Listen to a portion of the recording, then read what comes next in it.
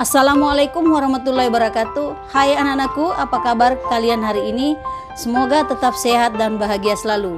Hari ini ibu masuk pelajaran akidah akhlak, yaitu membahas tentang sikap tercela atau akhlak tercela, yaitu sikap anania dan putus asa. Untuk materi pertama, yaitu kita akan membahas tentang pengertian anania, contoh sikap anania, tiga dampak negatif anania, dan sikap dari anania itu sendiri. Sekarang kita membicarakan apa itu anania. Anania adalah salah satu sikap tercela, yaitu sikap yang egois, mementingkan kepentingan diri sendiri dengan mengabaikan kepentingan orang lain di sekitar kita. Anania ini itu sangat berbahaya, nak ya. Kalau berkembang sama diri seseorang. Kenapa? Karena bisa menyebabkan penyakit hati lainnya seperti hasad, dengki, bakhil, dan sebagainya. Masuk ke poin kedua, sikap anania, yaitu contoh sikap anania. Apa sih contoh-contoh sikap anania? Contoh sikap anania yaitu selalu ingin menang sendiri, atau bahasa gaulnya yaitu egois.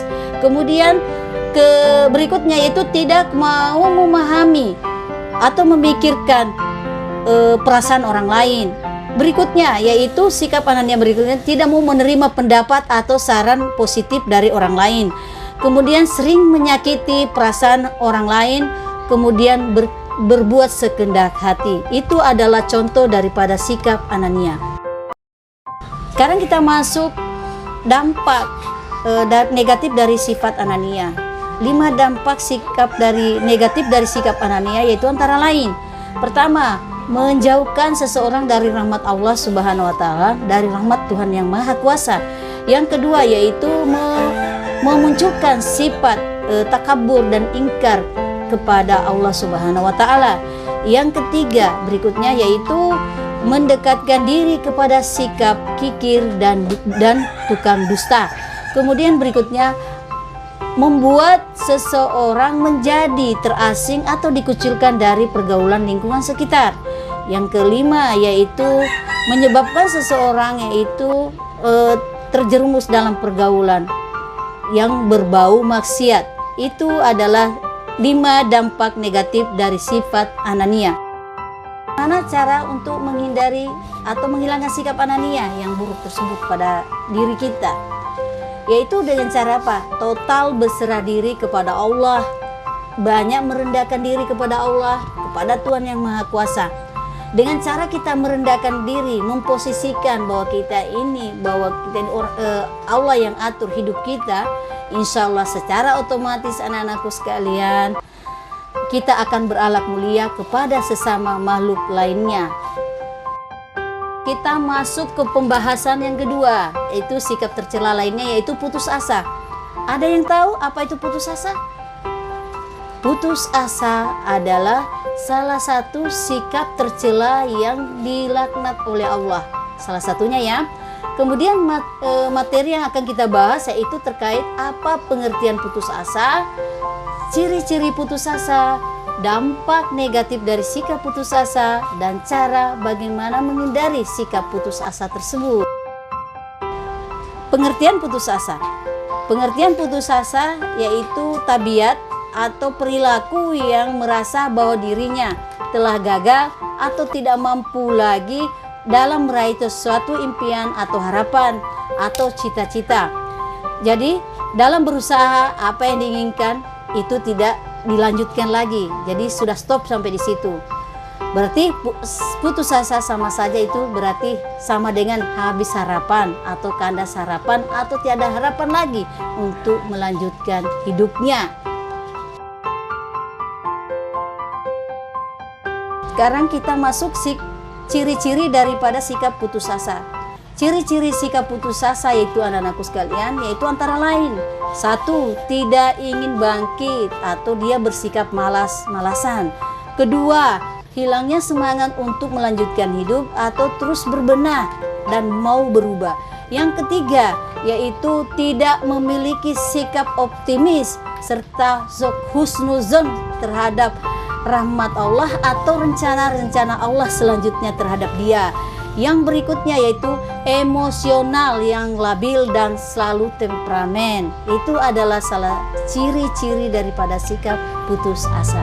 Sekarang apa dampak negatif orang yang berputus asa? Jadi dampak negatif dari orang yang bersikap putus asa, anak-anakku sekalian, yaitu pertama, menjauhkan diri kita dari kesuksesan. Kemudian berikutnya, sikap dari putus asa akan menjadikan diri kita lebih sengsara di kemudian hari, baik sengsara di dunia maupun di akhirat. Kemudian berikutnya itu dampaknya itu sikap putus asa merupakan perbuatan-perbuatan orang yang tidak beragama atau orang yang jauh dari kepercayaan agamanya. Entah agama apapun itu tidak mengharuskan memiliki sikap putus asa tersebut, sehingga menjadikan diri kita, anak-anakku sekalian, menjadikan kita terputus dari rahmat Allah, dari Tuhan yang Maha Kuasa. Dalam Al-Quran surat Yusuf ayat 87 juga dikatakan mengenai sikap tercela ini yang berbunyi, Bismillahirrahmanirrahim. Ya bani yadhhabu fatahassasu min Yusuf wa akhihi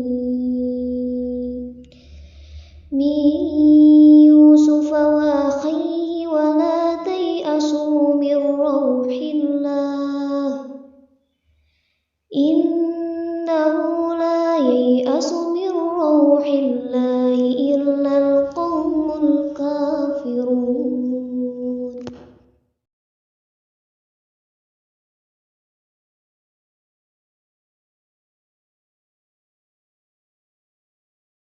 Selain di surat Yusuf ayat 87 tadi, ada juga di Quran surat Az-Zumar ayat 39 yang menyatakan, hai hamba-hambaku yang melampaui batas terhadap diri mereka sendiri, janganlah kamu berputus asa dari rahmat Allah. Sesungguhnya Allah mengampuni dosa-dosa semuanya, dan sesungguhnya Dialah yang Maha Pengampun lagi Maha Penyayang.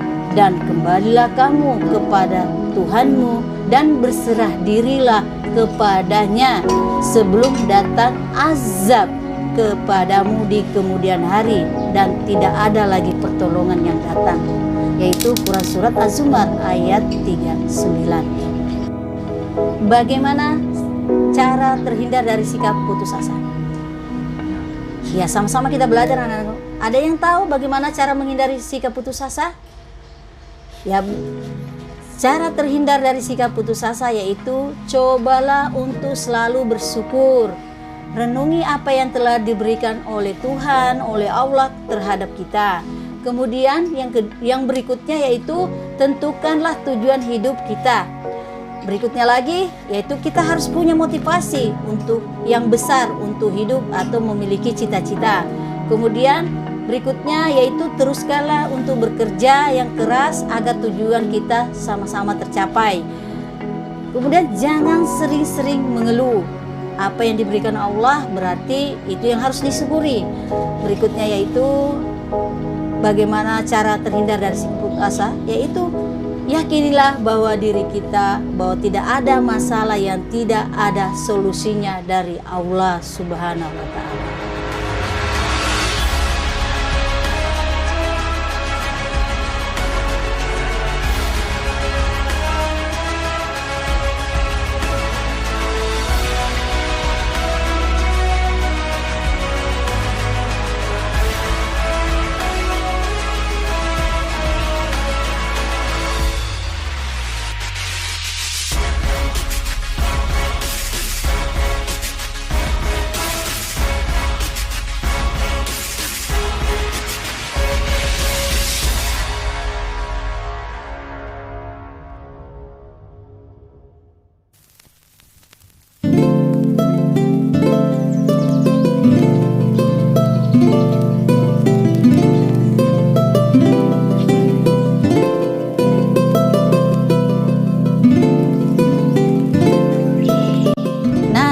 sekalian, itulah dua di antara akhlak tercela, yaitu masalah anania dan sikap putus asa.